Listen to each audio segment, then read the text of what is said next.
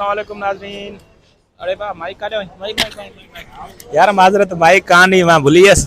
अदा ही वेठा आहियूं असां DHA फूड स्ट्रीट जेकी नई खुली आहे सोशल मीडिया ते वॾी ईअं वट्स लॻी पई आहे, हाय घोड़ा लॻी पई आहे त भेण क़ुरान पहुचो हिते त अलाए छा आहे। पहुता ऐं फिके क़िस्म जी हिकु फ्राइज़ खाधी आहे, 350 खां 400 रुपए जो बिल आहे। पर ख़ैर थोरो घणो माहौल आहे, थोरो मज़ो अचे पियो। ख़बर अथव असांखे कहिड़े क़िस्म जो माहौल खपंदो आहे। सभु आहियूं इहे ठरकी क़िस्म जा माण्हू।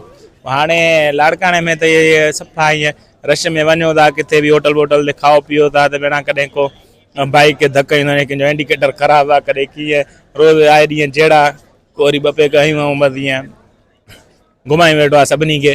वरियाल हिते अहिड़ो माहौल न आहे, हिते सभु फस्ट क्लास तरीक़े जा माण्हू आहिनि। हिते को अहिड़ो ईअं छिड़वाग छोरो न आहे जीअं हुते इहे आए ॾींहुं जेको आहे को नंढे मुंशी जो बि पुटु आहे पाण खे वॾो दादा थो सम्झे। ख़ैर बहरहाल इन शइ ते नथा अचूं, तव्हांखे ॾेखारींदा त असां हिते आया आहियूं। हिते मां सां गॾु मुंहिंजो दोस्त आहे, हिनखे ॾिसो अनिकेत भाई हे मुंहिंजो दोस्त। हिनखे आवाज़ छा मसइलो आहे फ़कीरा? बस चिप्स एंजॉय कर दे ना यार। चिप्स ये भला घणे भई आहे वाह घणे जी आहे एतिरी चिप्स हिकु? यार ये हुंदी 400। 400 भला तूं हिननि जो मार्केटिंग मैनेजर आहीं छा आहीं माना?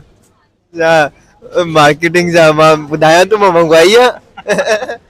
भाई हे दोस्त आहे असांजो अनिकेत। हे असांजो फूड स्ट्रीट तव्हां ॾिसी सघो था, ही सॼो माहौल आहे हिते ज़बरदस्त क़िस्म जो। हिते सभु वेठा आहिनि ऐं ही माहौल जेको आहे हिते वठनि था पिया। ही चाचो बि बीठो आहे हेॾा मुंहिंजे पोयां, उहो खिले थो पियो। हाणे ख़बर न आहे छो पियो खिले। बाबा खैरियत है? टाइट है ये भाईजान अस्सलाम वालेकुम, कैसे हैं? ठीक हैं, खैरियत से हैं? और सुनाएं? ठीक हैं, अल्लाह का शुक्र। कितने बजे से कितने बजे तक ड्यूटी है चाचा? हमारी ड्यूटी है जी 5 बजे से रात 5 बजे तक। कैसा माहौल है? सही है? VIP माहौल है जी। हाँ लोग आते हैं, लोग आ रहे हैं जी, इंशाल्लाह नेट पे देख रहे हैं, आ रहे हैं लोगों का माशाल्लाह। कहना चाहेंगे व्यूअर्स को? बस कहना कि ये चाहेंगे कि हमारी रौनकें बढ़ गई।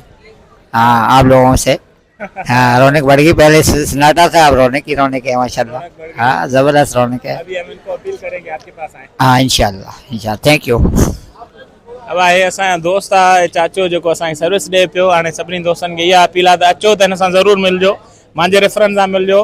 तव्हांखे रिआयत कंदो पर तव्हांखे महिरबानी करे हुनखे टिप वग़ैरह ज़रूरु ॾिजो। वॾी महिरबानी।